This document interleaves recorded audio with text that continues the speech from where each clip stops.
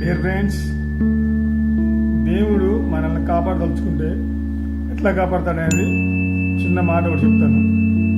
ఒక అతను ఒక బిల్డింగ్లో నివాసం ఉంటాడు.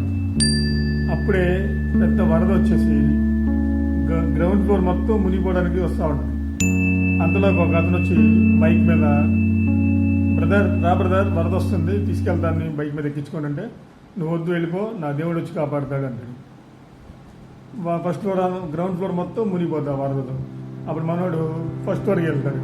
ఫస్ట్ ఫ్లోర్ సరే, కింద ఫ్లోర్ అంతా వాటర్ వచ్చేసింది కదా, ఇంకొక అతను పడవేసుకొని వస్తాడు. బ్రదర్ మొత్తం వాటర్ వచ్చేసింది, నేను ఒడ్డు చూస్తాను రా బ్రదర్ అంటే, ఆ వద్దు, నువ్వు వెళ్ళిపో, నా దేవుడు వచ్చి కాపాడుతాడు.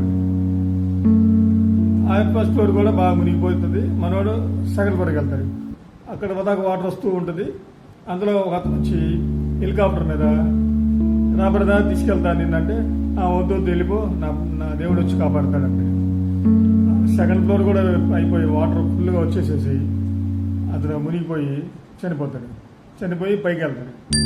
పైకి వెళ్ళినాక దేవుడితో అంటాడు, అయ్యా, నేను నిన్నింత పూజిస్తాను కదా, నిన్నింత ప్రార్థిస్తాను కదా, నేను ఆపదలో ఉన్నప్పుడు నన్ను కాపాడలేదు ఏంటి అని అడుగుతాడు. ఓరే వెర్రివాడా, ఫస్ట్ ఫ్లోర్ మునిగిపోయేటప్పుడు బైక్ మీద వచ్చింది నేనే, ఫ్లోర్ అంతా మునిగిపోతున్నప్పుడు పడవలో వచ్చింది నేనే, సెకండ్ ఫ్లోర్ మునిగిపోయి నువ్వు మునిగిపోతున్నప్పుడు హెలికాప్టర్లో వచ్చింది నేనేరా.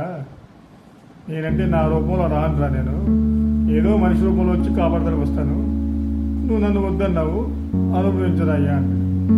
అలా జరిగింది.